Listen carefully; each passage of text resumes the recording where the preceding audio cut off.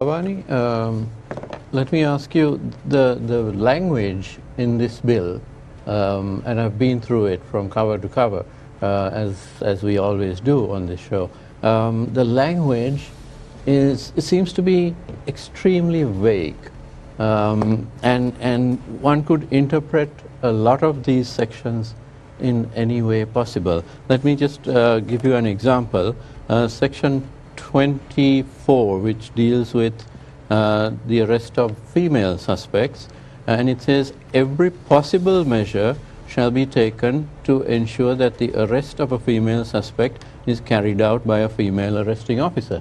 Now, every possible measure is very subjective, because the police or the army or whoever can simply turn around and say, we didn't have any female officers, or it was 1 o'clock in the night and all our female officers had gone home. So this is extremely subjective, isn't it? There's nothing concrete there. So you might find that these loopholes are used by unscrupulous officers to the detriment of the public. Yes, Niresh. I mean, I think if you look at the whole bill, as you said, there's a lot of areas where it's very broadly defined, or the language is very vague. And this is something we've raised before as well. But this is, I think you can't just look at the ATA alone. The point I made before also is that if you look at some of the laws or the proposed legislation that have come about in the recent past, if you look at the definitions, they're so vague, and sometimes when we go to the Supreme Court and challenge, I mean, he just this point about the Rehabilitation Authority bill, when it came out last year in September, the definition was very, very broad. We challenged it in the Supreme Court, and the Supreme Court held with us and said it has to be very clear and precise.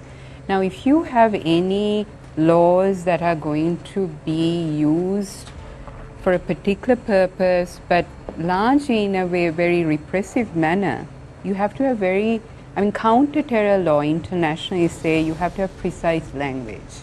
You have to be very clear with definitions. If you look at the ATA, that still there needs to be a lot more improvement made. But I would also go back to the other proposal the government has come about. Both were gazetted on the same day, 15th of September. The online safety bill, again, I think if you look at the definitions or the language used, there is words like distressing that is being used. What is distressing? Who decides what distressing is? So again, I think broadly with any form of laws, if it's not clear, then it's open to abuse. It's very then up to an individual to decide what that means. What does, for example, the integrity of the country mean, the sovereignty of the country? Who decides on these things? What are the standards used? So I think we need to be very, very clear. So when the government says they've made amendments and come back with a better proposal, the question is who decides what the better proposal is? Who has decided on these amendments, the language?